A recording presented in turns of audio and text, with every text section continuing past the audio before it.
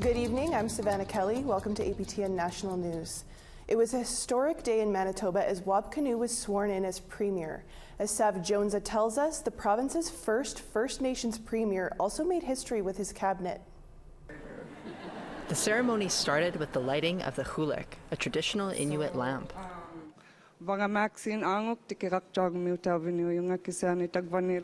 with an opening prayer by Chief Sam Knott of Red Sucker Lake, Duck Bay's Kevin Chief announced the Norman Chief Memorial Dancers and the Red River Jig, a Métis anthem.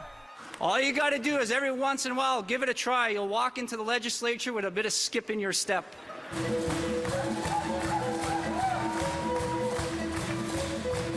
Kyra Wilson, Chief of Long Plain First Nation, gave the land acknowledgement. On behalf of Long Plain First Nation, the leadership, and the peoples of Treaty 1 First Nation, I would like to say anin and good day to you all. Former judge and chair of the Truth and Reconciliation Commission, Senator Murray Sinclair, also spoke. It really is Manitoba's true act of reconciliation, and I want you to think of it that way. I want you to think of the fact that we are now entering a new phase. As Kinew becomes the first Premier of First Nation descent in Manitoba, his 15-member cabinet is also breaking new ground. There are 4 Indigenous cabinet ministers in total, with St. John's MLA Nahani Fontaine being the first First Nations woman in a Manitoba cabinet. I present to you for the first time in Manitoba's history a First Nations woman to join our province's cabinet. I present to you the Honourable Nahani Fontaine. Point Douglas MLA Bernadette Smith will be Minister of Housing, Addictions, and Homelessness.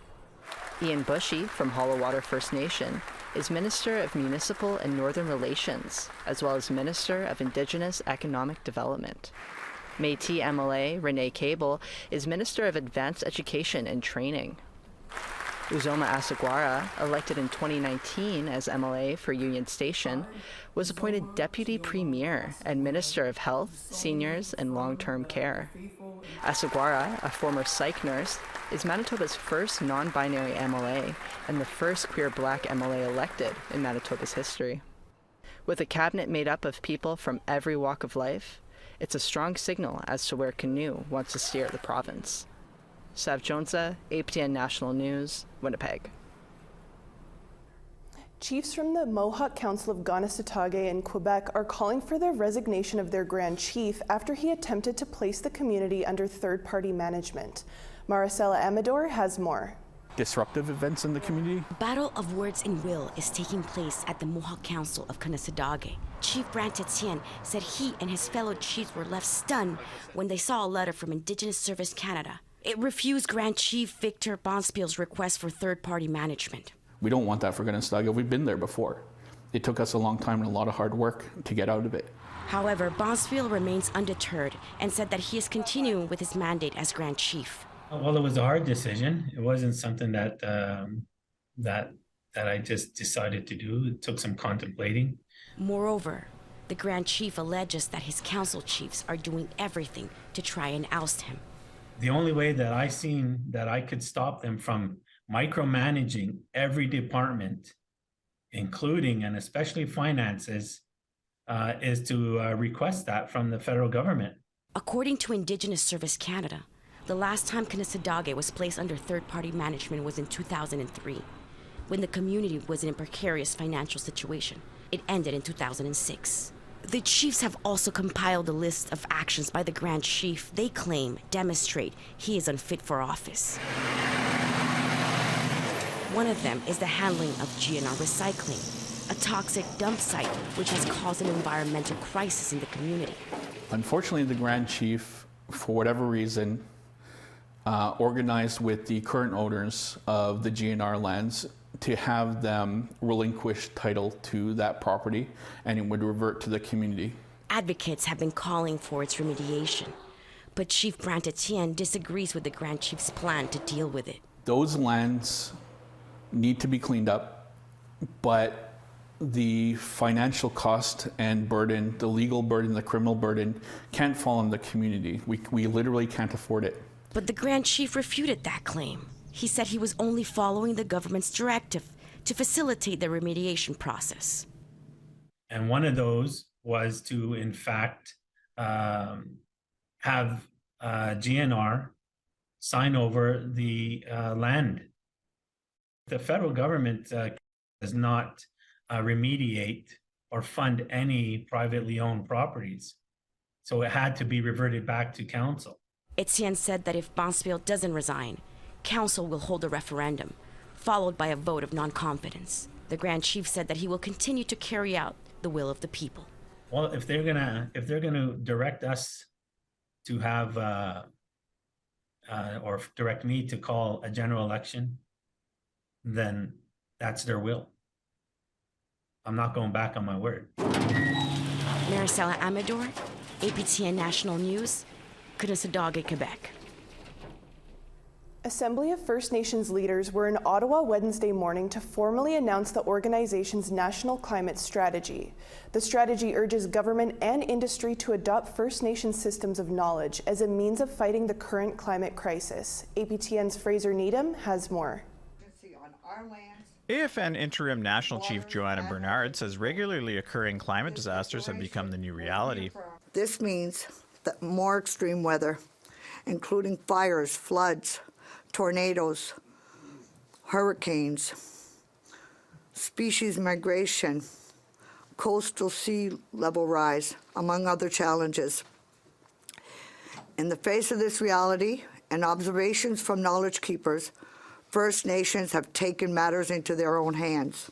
The climate strategy was 4 years in the making and includes 7 priority areas, which call upon the government and industry to explore climate change solutions through a First Nations lens. Natural law. AFN Quebec Labrador Regional Chief Ghislain Picard says First Nations have often been left out of climate change discussions in the past, but the time to change this is now. Because of our close connection to the lands and waters, I think First Nations are in a unique position to bring guided solutions in terms of the climate challenge. We understand that it's the challenge is for all of us. Delegates from across Canada passed the National Climate Strategy at the AFN Summer Assembly in July. Fraser Needham, APTN National News, Ottawa. We need to step aside for a short break, but we have plenty of news still to come. Stay with us.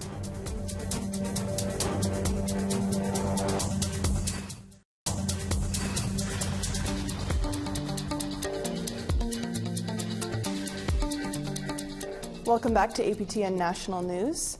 There's a rich history of hunting and trapping in Canada's largest national park. But despite long-standing cultural practices in wood buffalo, some Indigenous groups have been pushed to the fringes. Our reporter Charlotte Morit-Jacobs brings us to Fort Smith, Northwest Territories for that story. Ken Hudson has been hunting all his life, but it hasn't been easy. For decades, he's been fighting tooth and nail for recognition of past wrongs and inherent rights for Métis in Treaty 8 territory. Large chunks of our own land, including Wood Buffalo Park, we couldn't hunt. And we can't hunt in Alberta, Saskatchewan, places that other Aboriginal people that were here, we're standing next to them, have those rights. With Treaty 8, First Nations in the area have been afforded hunting and trapping rights in Canada's largest national park. But Métis who were there at the time of treaty signing in 1899 were not included. In 2016, Hudson was the president of the Fort Smith Métis Council and was part of the NWT Métis Nation, who demanded the federal government provide $120 million in compensation and a formal apology for this mistreatment. But the issues with the park have been tied into the ongoing work around Métis land claim and self-government. It just drags on. We're after reconciliation for what they did to us in the park as well. So that's at the negotiating table. Now this issue here of the government cheating us out of a treaty or an agreement at treaty time is a separate issue. But they're tied to the table, which they shouldn't be. President of NWT Métis Nation, Gary Bailey, has been at the negotiating table since 1997.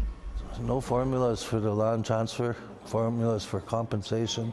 So it's pretty well like starting all over again, and taking 10 to 20 years, because anything that you put forward, you're going to have to prove your case. So which means there's got to be studies and so on done for each thing to figure out what your losses really are. He also says Canada's insistence in lumping in all Métis issues for redress has been stalling any progress. Can't be holding us at ransom, saying if you want it this bad, give this and this and this and this, give it up. Meanwhile, back at Hudson's house, insult to injury. And this bill now is $5,326.86. I won't be paying that one, that's for sure. Outstanding bills from the territorial government to use his traditional territory. For us to get charged for building cabins, for harvesting, and for showing our grandkids. Both Bailey and Hudson say they've been told by colonial government that the territory has the right to levy taxes on Crown lands, as long as it doesn't affect Indigenous ways of life. A way of life that Métis will continue to practice while being charged to do so. Charlotte Mort-Jacobs, APTN National News, Fort Smith. Indigenous leaders in Australia are asking for a week of silence and reflection after the country voted 60% against recognizing Indigenous people in the former British colony's 122-year-old constitution. Natalie Ahmad is head of the National Indigenous Television Network's Current Affairs branch in Australia. She also anchors the network's newscast. She spoke with Dennis Ward earlier to share some reflections of her own on this story. Thanks for joining us, Natalie. Why do Indigenous peoples want their rights entrenched in Australia's constitution? Well, we wanted this voice to Parliament, which was the proposition that we recently voted on at the weekend, enshrined in the Constitution so that it could never be taken away, basically. Indigenous people here came together and called for this advisory body, this voice to Parliament. We have had representative bodies and advisory bodies in the past here in Australia, but they've been able to be abolished by the government of the day. So the reason it was so important to many people to change it in the Constitution was so that that voice, that advisory body, couldn't be taken away. But sadly, Australians voted at the weekend that they didn't want to change the Constitution. What do you think this recognition of Indigenous rights in the Constitution would have meant, in everyday terms? I think it just would have made Indigenous people here in this country felt seen and heard. We are the first peoples of this continent, now called Australia. We have, we're one of the oldest living cultures in the world. We go back 65,000 years, yet we're simply not acknowledged in Australia's constitution, in the nation's birth certificate. So I think, recognition would have meant a lot to Indigenous people here and would have helped us then build on that and move forward. There are also calls that came out of the same document that called for the voice to Parliament for treaty and for truth-telling. So this was seen as the first step towards those things and really kind of, I guess, coming together and accepting this country's past, which, like where you are in your country, hasn't been the best. There's been many atrocities committed against our people. So this was sort of seen as the first step towards, treaty making and truth telling in this country. Yeah, given that shared history, I saw a lot of people online here in Canada saying, well, not a big shock here that this has happened. But what do you think was behind this being voted down? I think there were a number of reasons, one of which I think perhaps people didn't understand, potentially what the change that was being asked for. So there was a very sort of successful slogan going around that if you don't know, vote no, and it sort of appears, and I'm no pollster, but it sort of appears that that might have been what's happened. I think, we only make up 3% First Nations people here in Australia of the population. There have been many surveys done over the years that show that 80% of Australians, particularly those that live in cities, have never come in contact with an Aboriginal or Torres Strait Islander person. So, they're being asked to vote on an issue to do with, Aboriginal and Torres Strait Islander affairs, and they don't really understand because they don't have any Aboriginal friends. So, or they don't, have an understanding of the issues that are facing Aboriginal and Torres Strait Islander people. There's obviously a lot of other things going on in the world right now that are sort of dominating the news cycle. Cost of living is a huge issue here in Australia, and I think there was a feeling that, to many people, that they wanted to see the politicians and the government addressing other issues as opposed to Indigenous issues. So, and I think, not a lot of people understand constitutional law. I'm sure that's probably a pretty universal thing. So a lot of people couldn't understand why the need to change the Constitution. So, they voted no. But having said that, there is a whole range of reasons that we've heard as to why people voted no or yes. But certainly, yeah, as I said, I think a lot of it came down to people perhaps not being engaged with Indigenous issues and understanding why this was so important to so many First Nations people. Just briefly here, Natalie, some are saying that this is a major blow for reconciliation in Australia. Any thoughts on that? Yeah, that was one of the stronger things we heard come out on Saturday night when the result became known, and it became known within 90 minutes of polls closing too. So it was a very sort of landslide defeat. And yeah, a lot of people said, look, this is the death of reconciliation in this country. We've had a few days pass now, and I think a lot of people say, okay, well, perhaps it's not the death knell for reconciliation in this country, but certainly it is seen as a major setback. I think a few people were, this is sort of now, I guess, being seen, the referendum, as a poll on, the state of reconciliation here, and some of us were surprised that it was such a landslide defeat. But there are also some positives that can come out of this in terms of we saw a lot of people, obviously 40% of Australia did vote yes, and we did see during the campaign leading into this referendum a lot of non-Indigenous Australians who had never engaged with Indigenous issues, never campaigned or advocated for Indigenous issues, come out in support of the yes vote. So I think we can take some hope there that we now have identified this amazing army of allies who can perhaps help us now, pick up the pieces and find a new way forward. It won't be through a constitutionally enshrined voice to Parliament, but certainly now we're waiting to plot out the way forward. Many of the supporters of the Yes campaign here in Australia have actually called for a week of silence this week. They called that on Saturday night. So we haven't heard a lot of people come out yet and start talking about the next steps. Currently, many of our First Nations people who were supportive of the Yes are taking a little bit of time out to heal, to be together, to yarn, and then I'm sure in the days ahead we'll start working out what the next steps are towards reconciliation in this country in light of Saturday night's referendum result. Well, Natalie, we'll have to leave it there, but of course we'll be watching here as well. Appreciate you speaking with us this early in the morning for you. Thanks so much for your time. We need to take one more short break. Still to come, a look back at the wildfire season on In Focus.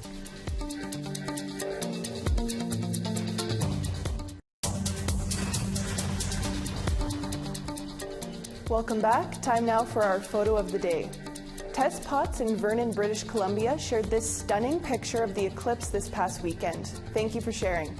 If you want to be featured as our photo of the day, email your pictures to share@aptn.ca. Now let's take a look at tomorrow's weather forecast. Starting on the east coast, we've got 16 degrees in Charlottetown, 16 in Halifax. Nain, 9 degrees. Happy Valley Goose Bay, sunshine and 11 degrees. Val d'Or, rain, 11 degrees. Montreal, sunny, 17. Sarnia, 16 in showers. North Bay, 13 degrees and rain. Kapuskasing, rainy, 5 degrees. Big Trout Lake, 4 degrees. Churchill, 4 degrees. Puckatawagan, rainy, 6 degrees. Winnipeg, rainy and 15. Dauphin, sunshine, 17. Regina, sunshine and 20 degrees. North Battleford, 19 degrees. Stony Rapids, rainy and 11 degrees. Buffalo Narrows, sunshine and 15. Sunshine and 14 degrees in Fort McMurray. Peace River, 14. Calgary, sunshine, 19 degrees. Red Deer, mix of sun and cloud, 19. Vancouver, rainy, 16 degrees. Bella Coola, 11. Fort Nelson, 12 degrees and sunshine. Dease Lake, rainy and 10. Mayo, -1 and snow. Dawson, -2. Yellowknife, sunshine, 9 degrees. Wrigley, 6 degrees.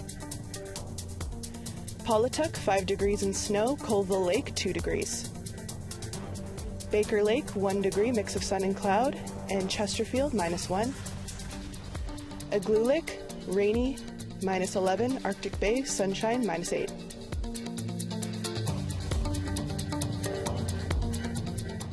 Canada saw its worst ever wildfire season this past summer. Almost 185,000 square kilometers of land burned. The Northwest Territories had ordered an evacuation of its capital city, Yellowknife, in August due to fires getting too close. To say climate change is on the rise is an understatement. So what are we doing to help with it? We put climate change in focus. Here's what was said. We're seeing very little ice cover on the Great Lakes, which means that the role of the Great Lakes in moderating the temperature doesn't function as it normally did, and we're seeing warmer temperatures in the summer. And that's happening in other regions, whether that's impacts on the snow caps or permafrost. So we're seeing larger, and we're seeing conditions that are leading to more wildfires. And we're seeing the impact of unsustainable forest management practices over many years. So it has created the conditions for much of the forest in Canada to be susceptible to wildfires. So it's really a perfect storm that we're seeing today. The difference between prescribed burning and cultural burning is from you're from the land and you know when a good day is to burn, and generally you burn in the springtime and the fall time in and around your communities to make it safe. And that's all the time we have for your midweek news. For news anytime, head on over to our website, aptnnews.ca. I'm Savannah Kelly. Marcy Miigwech, thank you for joining us. Take care and have a great night.